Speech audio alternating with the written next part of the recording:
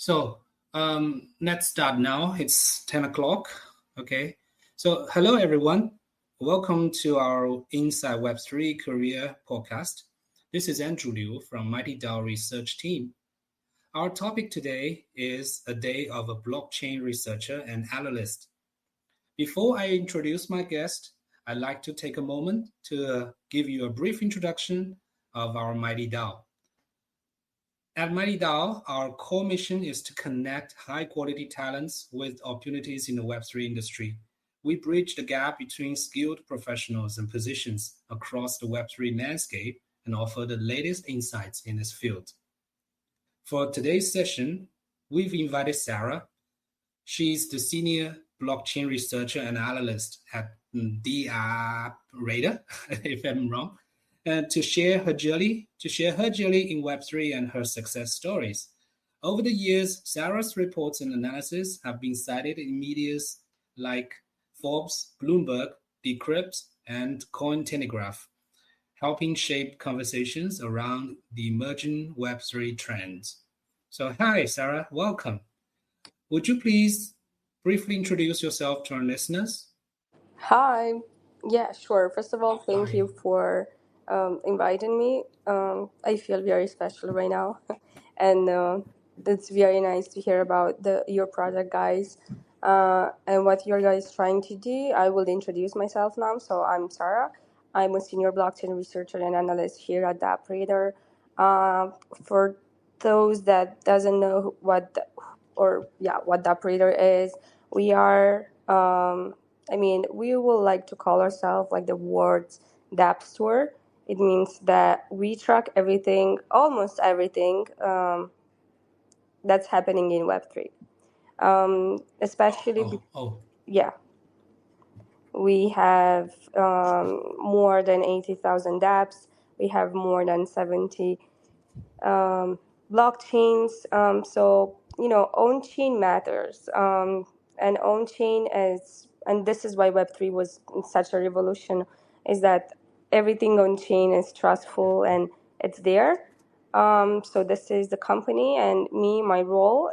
As you said correctly, yes, I'm the author of the DappRadar industry report. We have every week and every month we have, for example, tomorrow we're going to have the gaming report, which will be out. And besides this, I do deal with everything research, meaning, inquiries, especially the PR part of it. I do handle the PR. Then, data, analytics, creating dashboards, diving into interesting insights. So the role itself, it's very dynamic. So this is me. Okay, thank you. That would be an exciting. We as our listeners are curious about what does the typical workday look like for you? Do you have, for example, do you usually have several research projects at the same time, or you just focus on one project for each time? A typical day, I think in Web3, there's no day that looks the same. But as I told you, the role is pretty dynamic. I do have this, I have this very well-known reports, and when I have them, usually I tend to just focus on that because, for example, tomorrow I have the gaming report, and means that you have to know exactly what happened in the gaming sphere in the past month. So it's a lot of research, a lot of reading the news, looking at the on-chain data, see why a dApp has a spike in activity or transaction, maybe an event happened, whatever. So this is one, but I do have multiple projects, research projects going on, where I do focus I cannot focus 100%, but I still give, at least 1 hour per day where I continue working on other things. Right now, we are also working on a new AI agent another AI agent, and we are working on something very cool that we will launch very soon. So that takes part of my day as well. Okay, for that AI agent, you still what's your role in that one? It's is it still a research job or something like marketing? It's still research, which is Okay. very, yeah. I mean, I think even like being my role, as I told you, dynamic wise, and especially working in a startup, is not like you cannot do only research. I also do marketing Mm, activities. I also do product sometimes. Like I do help improve the product. And with this new AI, we are working. We have a DAO as well. So I'm working for in collaboration with the DappRadar DAO, and we're working on a system mm, of reputational system for the AI agents. Um, mhm. and yeah, it's gonna be very very interesting. Oh, yeah, very interesting and kind of a mixed tasks. Yeah, exactly. Uh, okay. Now let's jump into the our second topic is about the job market landscape. So for this, as far as we know, that the research job in Web3 covers many areas, like something you just mentioned, like data analytics, or some investment research, or some sector-specific analysis, like the reports you just published on the gaming, right? And some higher level reports like macro level industry reports. So, because we want to know that in your view, which of these types of analysis or research is the most needed in today's job market?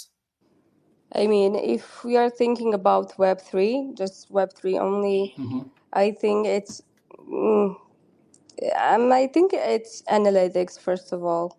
Like you have to be good with your Okay. skills, and then depends on which of the company, but I guess writing reports as well, because it's really important for companies Mm, to have someone that can write and digest the information for users in order to understand it.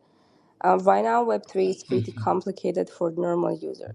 Imagine talking this about your mom or your friends that don't work in this industry. It's pretty hard. So the problem, and the need of people that are analytics, that they have the skills, they know everything that happens, and they can digest the information so the normal user can actually understand with words what the certain project slash DApp is building. okay. But I read some of your reports, so I think you are not only just the data analytics, you do also do the industry or some at least some sector specific analysis. Yeah, exactly. You're a mix. No, this is what this is what I said. I'm very dynamic. Personally, I'm extremely Mm, dynamic. My role has evolved in the past 3 years since I'm with DappRadar. But and I think that the most important part is that you cannot emphasize, or you cannot focus on only one subject or only one part of the industry. Of course, for example, you can like more when you talk about tokens, or you can know more when you talk about DeFi, or and less about NFTs or gaming. But still, you still have to have a certain idea of what's happening. And then as a job market itself, it depends on what kind of projects are here today. A lot of projects are focusing on DeFi. So of course, DeFi mm, informations. If you want to land a job and if you want to get a job, you should know about everything related to DeFi, more technical stuff. So this is why it gets in hand these two mm. skills. Okay. Yeah. So because I understand that your role is a mix of many many knowledge and skills. So the next topic we want to do is to talk about the method and skill set for a good analyst like you. So so the first question would be when you prepare a report that gets picked up by major media outlets, what is your typical process from the beginning to the end? Like from idea, from inspiration to publication, to final publication. So, what's your typical process on the whole process? Sure. Um, so Mm, first of all, in order for a certain piece to get um, to get covered by a certain media outlet, first of all, it's really important for you to have a connection with the journalist. So first of all, it starts having a connections with certain journalists, and then you can start thinking about, okay, what's hyping. The idea itself, in my case, I'm let's say lucky, just because I do represent DappRadar, and DappRadar, as I told you, as we how we track almost entire world, like Web3 world, we have multiple of data and so many cool insights and KPIs that not all of them are shared on the website. But this is really important. So my day, let's say how I start everything is like, okay, I deep dive into our own dashboards and on our database. I retrieve my own data using SQL or Python, depends on the necessity of what data I need. Or for example, an example mm, of data, as I told you, tomorrow I'm gonna have the gaming report out. For example, we have to look how much unique active wallets a certain gaming chain had. Like OpenBNB has so many gaming dApps, Immutable or Ronin, how are the dApps of Ronin perform? So in order for me to have that, I have to, go, as I told you, create dashboards and everything. This is the first step. After you mm, do this, you need to create visuals because, people tend to need good visuals, and readers as well. So it means that I do create the visuals and then I talk with my design person, and I made a draft because I have zero skills in design. I made a draft with all the data, with everything correct there, with all the information explanation, and he delivers. After finishing this, then you get the part of you start writing the content. The writing the content is because we have these reports. I usually know exactly how it's supposed to be done and what is the table of contents of them. I know, it's been like three years now, so I know how to do that pretty easy. But then you have to figure it out what's standing. For example, as I told you, you see a spike in a certain sector. This month, for example, I saw a spike in NFTs, which is, NFTs had an increase of almost 50% in their activity. NFTs mean every NFT dApp that we have listed. So that's interesting, and why it's happening. Then I go to an NFT trading volume when I see that is up. So there's a strong connection that NFTs are back, or people are getting renewed interest in NFTs, right? After doing that, mm, you mm, you know start writing, put everything down. It's good. Okay, then you have to think about the title, and titles are usually the most important part, and this is how you get covered. The title has to be something interesting, something that journalists can create an entire article of it, or key takeaways. In the report itself, you also need to have good key takeaways, short one, data driven, because journalists, they don't care about they don't care about blurbs. They care about, this amount of that, this X interesting, or this amount funds have gone to Web3 because of that. And very shortly is like one phrase. You do that, and mm, then the report is good to go. I do have another, which is my manager. He's the head of editing. Yeah, head of edit. Let's say the content part of our company, and so he just takes a very brief look. He looks at it. He gives me some ideas. If something mm, has to be changed or not. Okay, and then we publish. After publishing, we do send the press release out. So we have our own database of journalists. We send the page, we send everything out, and then we wait and see exactly how many articles are out, how many, and it's so interesting to see how each journalist pick their own story in a very different way. So yeah, this is my Okay. whole process.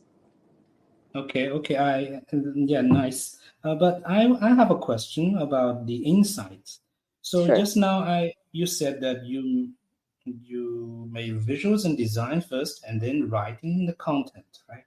Yeah. So to my understanding that when does your insight come from? Maybe after you see the visuals, right? You see the dashboard, you see the data, Yeah. so you want to talk about you get the insight. Then you write according to the insight. Is my understanding right? Yeah, sure. Where does it come? It's like the data talks to you, right? I mean, the idea Mm, itself is when you have, for example, just to give you an example, we have NFTs. We have so many NFT collections. Besides the NFT mhm. collection that we have there, we have the number of sales, the top sales, the wallets that sold. We track everything. We also had the average holding days of a certain NFT collection and whatever. So there's are things and labeling is really important because then you can see exactly what kind of categories of the people that are coming there. So not even me going, I don't even have to read the news sometimes because all the data explains or like tells me where to look. Oh, um, right. so, Okay. for example, in the past, I, I mean, in the past, I don't know, couple of months, I always said that AI, before AI was even big, so maybe 1 year ago, AI could have been a trend, or it's a trend, and it became a trend because I kept seeing new AI dApps that relate completely to AI, that bring a lot of new things and new information or skills to the Web3. So I saw that. Or for example, it's something that we talk about is about real world assets. I think I also again back in maybe 4 months ago, I keep seeing that there are some more interesting people into this before Courtyard was known. We already talk about that because you see the data, you see how a dApp consists and how a dApp performs because everything is available. And it's available as well for free user for everyone that access the website. And then, of course, after you do all of this and you have all the data, then you can, Google. We have, you can look on X. I have so many great coworkers, and we have so many interesting shares. Like, if they see something interesting happening, they will just send it to me, and then I can look. Um, but and X, I think on X there are so many interesting people that are publishing interesting ideas and news as well. Mm, So based on that, you make mm. an idea of what's happening. Okay. Then, yeah, we talk about the insight just now, and you also said that the data will they'll tell us the things, right? What things happening, but the the insights. How can we make sure that our insight remains objective and there's no bias? For example, when I do my analysis, sometimes I got comment like, "Oh no, the data is right, but your insight may be not so right, not so correct." So I want to ask you about how do you ensure that your insight is not biased? I being biased or not, I learned that it shouldn't be I mean, it shouldn't be objective. It should be subjective, Mm, and this is why it matters. okay. Web3 is not. I mean, all these insights, whatever, is not a science thing. Okay. And you should have ideas because this is what makes you a great researcher in this Okay. industry. And this is what makes Mm, you, if you want to go, for example, if you want to get known and you want to get PR out of it, or you want journalists to come, you should have mhm, strong opinions. And yes, you mm, have to understand that sometimes you might be wrong. Yes, you shouldn't be more maybe outspoken in the sense of like be careful seeing certain things, of course, as well in the reports. But I think, we should keep our part of ideas. If you want to present, a certain situation and a certain part, because this will make your content different than the ones that are made maybe only with AI, and the ones that, have zero to it, just some brief information that everyone can find. Okay. And another question is about you just talk about the process, right? Yeah. And during the whole process, you put all the elements to make the report successful. So I want you to talk about how much do you think that the phrasing and storytelling matter for a research report beyond the clear logic, strong data, and visualization? A lot. I mean, it depends. You have to understand your customers, and you have to understand your the persons that actually read, and your target. So if your target is analytic people, but even if they are analytic people, at some point, I mean, we have to be honest. When I read something that is very, very hard for me to understand, I tend to not read it, or I tend to, it take me a lot. But if you have something that it's easy, it's not long. For example, my reports, they tend to be 5 minutes, 7 minutes read, and you can know exactly what happened in the past month, which I think it's nice. And it's nice. And I noticed that the best perform reports so far have been the ones that are short and written, and usually they are the quarterly ones, that I don't tend to write so many things or like explain, go deep. No, I just tend to present briefly, and these are the ones that actually perform well, and the ones that are a little bit of not catchy, but have a little bit of a not personal, still analytical, but a little personal. So choosing your own words and choosing the correct and the right words, it's important. Okay. So you talk about the audience, you talk about the target readers. So what do you think? Who are your target readers? I think there are like a multiple. There are multiple of people. Okay. Because I think is the audience that we have on the blog as well. One, people that are interested into education, so it might be normal users that they just want to understand exactly what's happening with a certain app that has gone mainstream. Second, they are like the analyticals, the researchers. They just come and see exactly, what's happening.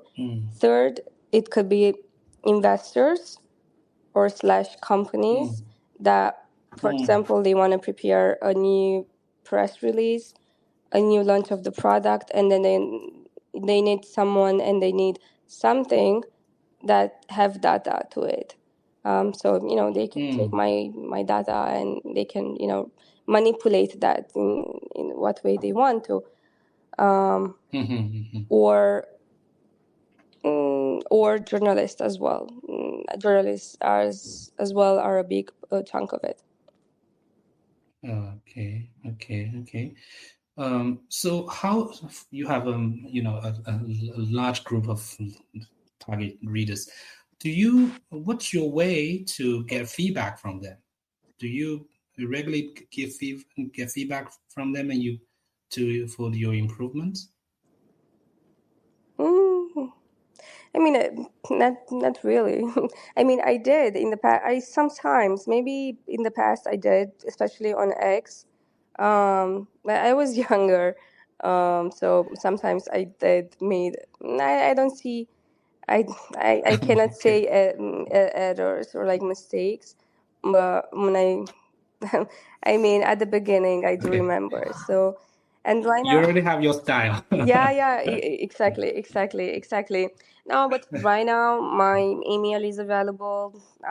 We have everything. You can also reach out to the press email. You can reach to my own email for feedback. I've almost never got it.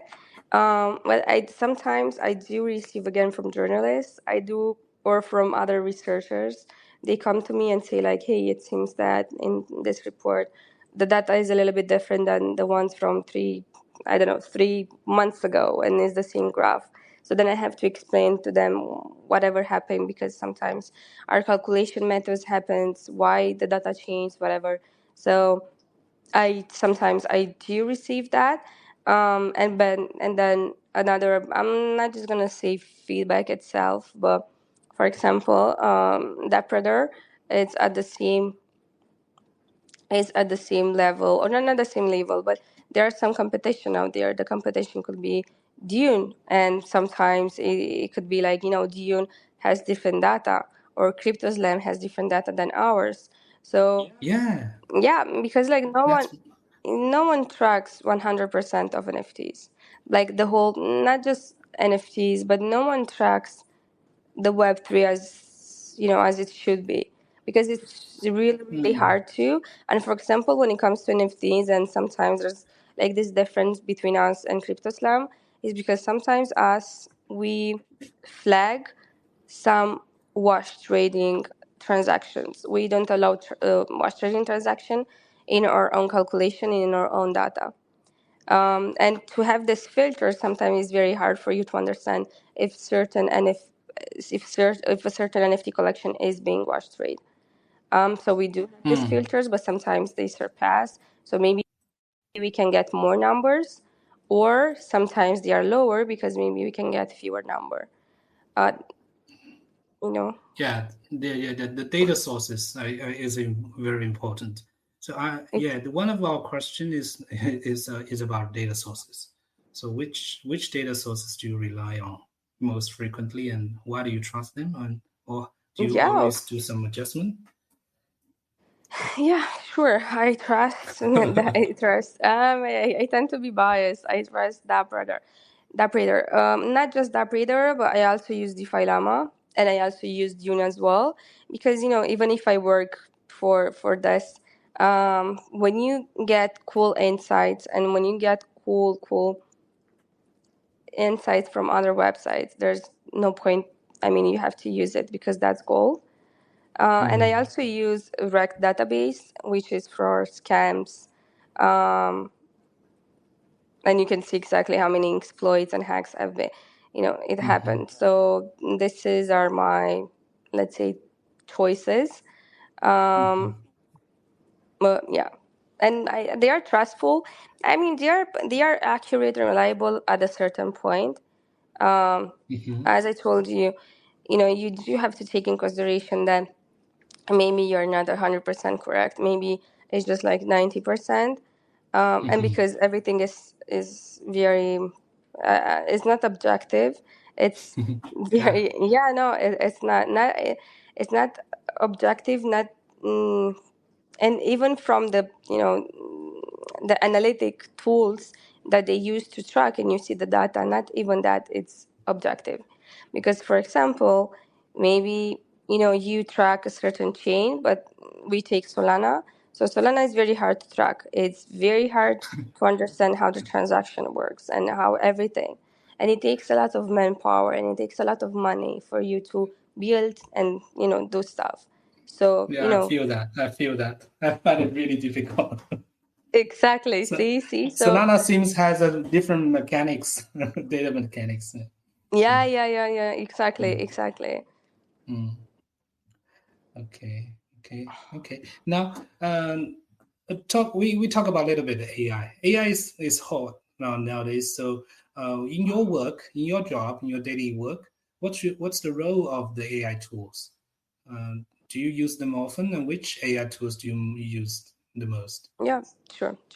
Yeah, I think AI has become has become really important, and has become a really important part of our life, everyone's life. I do use it. I use ChatGPT. I think it's. I mean, it has.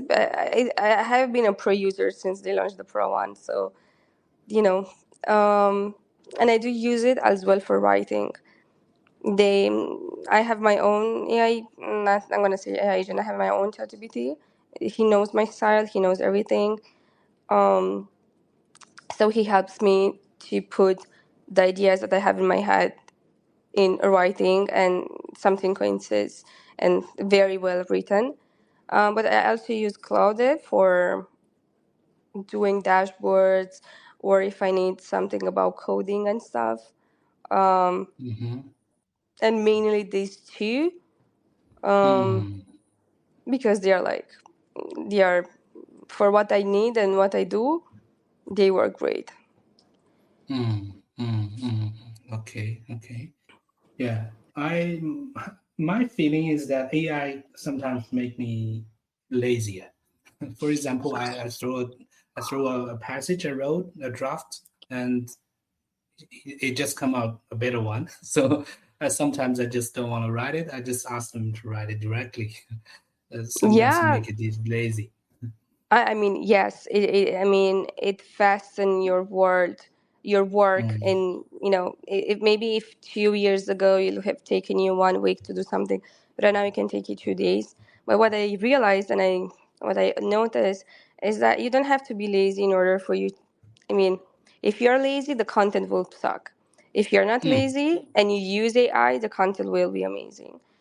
Because Mm. I mean, in my mind, the perfect way to use it, for example, you need to write an article. You write all the whole article, maybe not Mm-hmm. write correctly, and then you just ask ChatGPT like, "Hey, this is my article. I just need you just a little bit to transform it in my tone, in everything." So, and then he's gonna work perfectly, and the content is amazing, and ideas that I'm not English native. You're not English native. Mm. So, sometimes this, and even if you're like multilingual, it's still hard, to to write Mm. like, you know. Mm. Um, Mm. so this is why it's important, and it depends on how you want to use it. Mm, Yeah. Mm-hmm. but yeah, Okay. Yeah. Yeah. Yeah. So, let's talk about challenges and some mistakes. So, what's the most difficult aspect of producing a high quality report? What's the most difficult aspect? Is it data? Is it insight? Is it visual design or something else? I think it's. mm, let me think. And the idea Mm. that has to perform well. Like besides everything, the idea that the report has to be interesting and has to bring value to the users, bring value to the readers, bring value to the journalist. And I think this is the tough Mm. part. Because and the con I mean, because the content writing part, yes, you're stressed for 2 days, 3 days. Tend to stay there and see how you can invent. I'm gonna say like invent the moon, because every time you have to Mm. invent the moon. Mm. But the difficult part is how you're gonna keep being interested, because in Oh. Web3, being interested, it's a very short spotlight time. Oh. Yeah. So Yeah. you have to Okay. be relevant, and how Mm. do you stay relevant? Mm-hmm. Mm-hmm. That's the Okay. hard part. Okay. Make it interesting. Okay. Do you have any tips or some experience on how to make this a Be report interesting? sure. Be confident, write read the news, see exactly what people are aiming, and try to find out something that no one spoke about. And that's the goal. I mean, this is how you can make it. Mm. You see something no one ever spoke about this. It's interesting, it's important, and has an impact. I think impact is one of the most important words in this line of Mm. job, because information equals power, and information that has Mm. impact over something equals Mm. even more power. So, Mm. Yeah. And information and yeah, insight. Mm. yep. Okay. Now, Sarah, could you share an example of one of your mistakes? and how you handle it? Let me think. Okay, you don't make any mistake. Yeah, I mean, of course, we will all make mistakes. Sometimes it happens that, I don't know, I receive the visuals from our design guy, and then he, he misspells a word, I don't see it, and then someone sees it. So it could be like a misspelling, or Oh, it could be that's not something else. serious. Yeah, I don't have, like, maybe at the beginning, probably in my first couple of months working here, where I just started the whole thing with reports and the PR of it. I think we did. I had this report, and it was about Cardano. Back in the time, we were tracking Cardano, so Okay. instead of writing 70 million or something, it was like 70 billion. And I think we got covered by Bloomberg, or I don't know, but like, was a huge media outlet. And that was Oh, I don't know if it was my mistake or what happened, but I was the owner of the report itself. So that was like, we had to, immediately talk with the journalist, like, hey guys, I'm really, really sorry. It seems like there has been an issue with the data, whatever. So yeah, I think that was call the back? You mean to call back the report? and call, yeah, the journalist. You had to call and, like, hey, and yeah, of course the report has immediately been corrected on our blog, and everything was fine. So you have to talk with the journalist as well, so he can correct the article as well. And I Okay. think that was one of the mistakes, but Oh, for okay. the rest, yeah, I mean, of course, probably I do make mistakes, but right now I I don't have anything else in mind. Okay, it's okay now. It's okay now. We'll Yeah. just share one of some. That's enough. That's enough. Yeah, we from the mistakes that we know that being a research analyst is certainly not so easy, right? Not so easy. From the known whole process and some mistakes we have to avoid. We have to produce strong opinions. So it's not easy. But so what aspects? We're curious. What aspects of this job do you find most intellectually stimulating or personally fulfilling? What aspects of this job that most Mm, inspires you? yeah, yeah. Mm, you have to know everything. I think this is the most interesting Mm, part. mm, You are there, you have an opinion, and people look for that opinion, and they are interested. And I think this is the most mm, important part. And in my case, I do love the dynamicity of the job mm, itself, and then even the power that it gives you, and the doors then this job could open to you, if you wanted to. So, mm, and then, like, I mean, we are in an economy of being a content creators and influencers and everything. So if you are a person that is very good at research and very good at all these things, and then you also have the time and the energy to become like an influencer, you could become one. And unfortunately, I'm not. I don't have the energy for it. yeah. But if you could, Mm, it really could help you even more. So I think this is, and then, because I mean, you will always know stuff, and you will always be there, in the center of the action, let's say. So this is okay. So, I feel a little worried from why. your answer just now, because the key word I hear is know everything. But I mean, is there some time that sometimes you feel that, oh, maybe this thing I don't know all about it?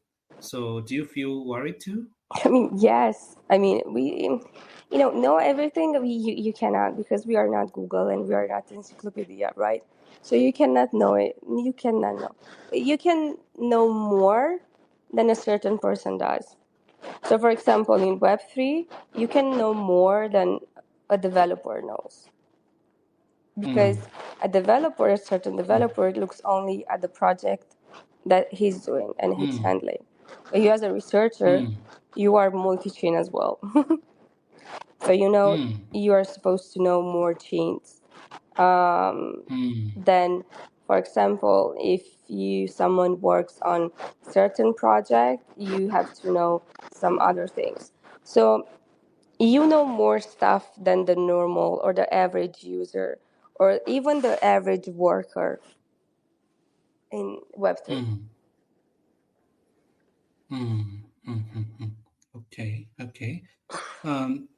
Then I want to ask one of the final questions is that how do you personally evaluate, or how do you know that this piece of research report you just produced, but before publication, you know it's already successful? So you decide to publish it. It depends on, it depends on so many things. But first of all, it depends on what, you already know that. You already know what kind of topics and what kind of news and informations people are interested in, and they will be successful. But it depends as well what happened into the industry itself. Right now, August, for example, has been a little bit of a slowish month besides the NFTs, so nothing major happened. In the gaming industry as well, a little bit of spotlight. Nothing major happened, not even the investment, not even in the activity. There are new players in town, there are other players. There are some games that have shut down, others that are announced. Nothing major happened. But hypothetically, if right now we see a project that will have obtained, I don't know, 100 or 200 million investments for one gaming project, that will change an entirely new thing. And that kind of a news of insight can help your piece being better. Because, for example, right, this new company, just an example, this new gaming company just said that, hey, we received 200 million fund. Yeah, 200 million fund. And they launched that. Everyone knows that. But your superpower is you take that information, but then you do a deep dive into the DApp itself. And then you present new data. So, for example, let's say that the data is called X. So you go to our one website, or you go to whatever analytic website that tracks that certain DApp, and you can say, yeah, that certain DApp has received this amount of funding because, look, it has in the past 24 hours has X activity, in the past couple of months had X activity, it had this amount of transactions, and then you can, there's so many things you can do out of it. So this is based on that, I know that a piece will be successful. And yeah, and of course the industry itself has to bring us information as well. Okay. And another question would be that for the not only data source but information sources, do you need to to prepare a report? You need to talk to the project team or the people face to face No. to get some inside information. No. Oh, okay. Only mainly based on data, right? Yeah. I don't know. No. But Okay. sometimes we do have, we do have that as well, not face to face. We do, for example, there's a certain project that they have a new product launch, or they just want to let us know. We receive tons of press releases or tons of emails about product launches. Oh, Yeah. okay. And that's on us if I want to use it or not. Mm, mm, mm, mm. Okay, and the next one is a little personal question. Is about how is your salary linked with your reports? For example, if this report is widely publicized, do you get higher salary or what? No. I wish. No. Okay. No. Okay. Okay. No. Okay. Okay, Sarah. My question almost done. So we would like to give the time to our listeners if they have. Let's see if they have some questions for you. Sure. Okay. So our listeners, are you there? Do you have any question for Sarah? Yes, you can also send questions to me. I can ask for yourself. I think I talk I talk a lot. No one has any question. No. We really enjoy your, yeah. Anyone has questions? Oh, I'm Isaac. Hi, Asad. Julie, okay. Thank Asad you. first. Asad first. Julie, please Okay. wait for a second. Okay. Okay. Hi, Sarah, and thank you for sharing. I've got two quick questions. Sure. Hello? Sure. Can you hear? Okay. Go ahead. The first is, what do you think make a dApp really valuable and worth building out? And the second, how do you see the role of analyst in the reaction to a different dApp project? Sure. What makes that successful is, first of all, it's what makes a business successful. One, what needs covers. So, for example, in Web3, there are certain needs that users want. So, I think this is really important. Two, how can you retain people? Because it's easy for you to attract people. Because, for example, you can put your dApp could be, I don't know, play to earn, move to earn, read to earn, whatever you do to earn. Or, but at some point, that incentive will end. So how can you attract and how can you maintain your users? And three, great product and great UX. This is another really important part. And the second question, can you please repeat? I forgot. Okay, of course. The second question is, how do you see the role of an analyst relation with the different kind of dApp project? Sure. So you have all these insights, and if you track the industry for quite some years, you know exactly what works and what doesn't. And I think this is your. I mean, this is the plus, and this is the relation that you can have at the beginning. And then you can share so many cool insights. For example, for a certain dApp, it worked that, I don't know, you get this on-chain actions, or you do this quest, and you present data to it, because in the end, this is why we are analytics. Because based on your insights and everything you said, you have data, and you can back it up by data. And this is really important. And again, your information, being a research, being an analytics, you know data, you understand data, so you can help adapt, understand where part of the industry they could focus on, and what goals they could have, what product they will need, what KPIs they have to develop in order to have a good product.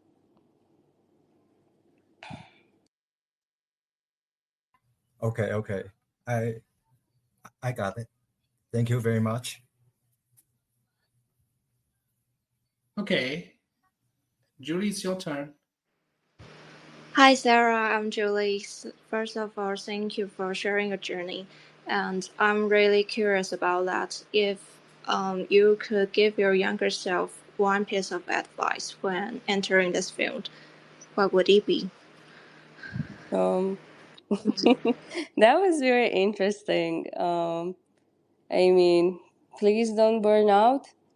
And it's just a phase. I think this is the most important advice. Once you enter Web3, you realize that it's very chaotic. It's very different than Web2. In Web2, usually you have a corporation, and in corporation, you know your role, you know exactly what you have to do. But in Web3, because most of the projects are startups, it means that you are 24 out of 24. You don't know exactly what your role is, and you have to use your elbows in order for you to swim along with big fishes, let's say. So that's gonna be my advice. And another thing is like be confident, because this is something that we lack at the beginning. By the end of the day, this is what brings you success, and this is what makes you successful. Be confident, guys, in whatever you're writing, in whatever you're building, in whatever you are believing, especially believing. That's really inspiring. Thank you for sharing that perspective. Thank you as well. You're welcome.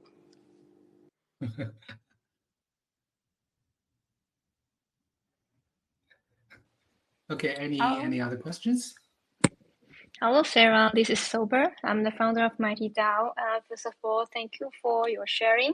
And I'm also curious about your opinion because I'm checking the website of DappRadar and especially the research parts. And I saw the subjects covers all aspects of Web3, like from NFT, gaming, DeFi, to AI. And I'm also curious about what's your view for RWA, real world asset. Yeah, I would love to hear from you. Yeah, any kind of ideas as or welcome. Sure. I mean, real world assets is really interesting, but first of all, you have to. I mean, I don't think. I don't see real world assets. What they are right now, the stable coins. So, for example, for certain specific people, the real world assets are as well stable coins because stable coins have one-to-one peg to the dollar, to the US dollars. But I don't see it like that, and I don't see. I know it's a very big part of that industry, but for me, no. For me, real world asset is something that Courtyard is doing. So, I think everyone knows Courtyard. If you don't, it's a project that they are focusing right now on collectibles. So they have multiple cards about Pokemons, about baseball, NBA.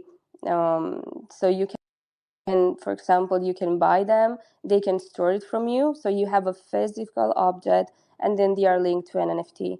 And I think this is what is actually interesting and inspiring and important, and it will revamp the whole NFT space again. Because in the end, NFT are not just art; they are great technologies. Or, for example, real world asset could be as well real estate. I know I have I have an acquaintance that she works for Reality X, which is a real world assets project. They have real estate all over the world. And again, that's really important because then you can have an apartment or a piece of something on chain. No one can steal from you, no one can do anything, and no one can change the ownership of that because everyone knows that the ownership is based on that NFT. I think it's something for the future. I think this industry will evolve. I think this is where we're going to see real adoption. I'm very open about the need of adoption, the need of education, and I think besides gaming, real world assets will be a really important part of the Web3 industry, along with AI, of course. But AI, it's such a broad term, but yeah, yeah, I really hope I answered your question. Cool. It's always fun to hear different ideas and input. Thank you. Thank you as well.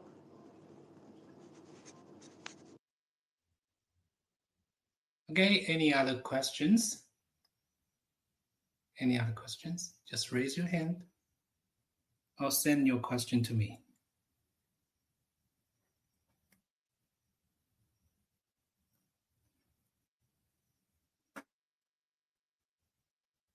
Okay, we wait for 5 seconds. If there's no question, that's the end of our session Hey, today. hello, Sarah. Hi, I'm Okay. Celine. Hi, Hi. Celine. Hi. Hi, thank you for your sharing. Very inspired and very insightful.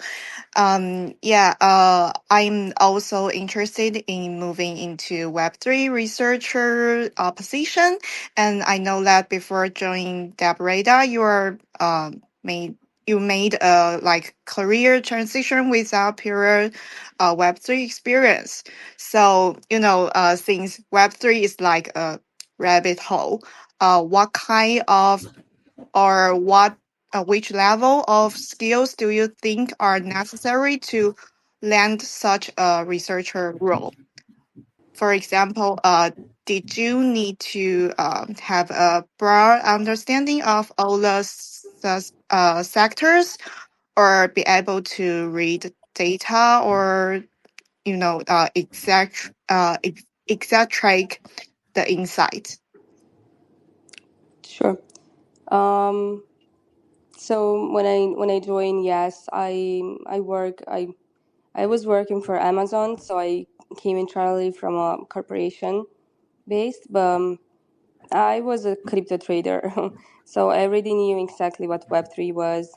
I was not very familiar with the blockchain gaming sphere or NFTs as well, so I only knew about tokens and DeFi. That was my knowledge, and again, it was a little bit limited at the beginning, but that helped a lot. And when it comes to the analytics part, it depends on the position that you want to have. If you have skills, I did have skills prior to this. I did have skills in SQL. I also have a bachelor and a master's degree in economics, so that help as well. And that made the transition a little bit easier. And I think working in a Web2 company, it's a plus, because it can help you navigate in a completely interesting environment in a startup one. And another thing is that the recruiter or whoever will try to hire you, they have to see that you're confident. And maybe even if you don't know everything, or maybe you're just at the beginning, you have to be confident and you have to have the will to learn. I mean, this is how I did, and this is what I said at the beginning, is like, I don't know everything, but I'm willing to learn because I was very passionate about the sector, very passionate. So this is it. Okay, thank you. Sounds like transferring skills and mindset to willing to uh deep into the research is very important. Thank Exactly. you. You're welcome.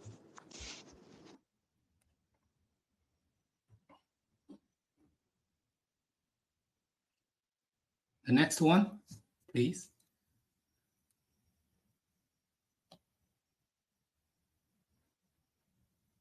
Okay. Seems no more questions. Okay, then the time is just 1 hour, so I would like to say thank you, Sarah, for your wonderful insights. You said you talk too much, but actually we don't feel that. We think we don't have enough. I'm sure everyone has gained a lot from you and has a deeper understanding of this Web3 industry from the perspectives of a wonderful researcher, especially your views, your insights on the process of the reporting and you give us courage and confidence to encourage us to present stronger opinions in our reports. So that's really helpful. And Mighty DAO will continue to invite Web3 professionals around the world to share their career experiences, challenges, and success tips in this industry. This interview will also be available on our podcast channel, Inside Web3 Careers, which can be found on Apple Podcasts and Spotify. If you'd like to listen again, feel free to do so and share the recording with your friends as well. And don't forget to like, follow us on X and LinkedIn. Once again, Sarah, thank you for your valuable insights. Thank you. Big thanks to our participants for joining us today. Have a wonderful night. Bye-bye. Thank you. Bye-bye. Bye-bye. you. Bye-bye. Thank you, Andrew.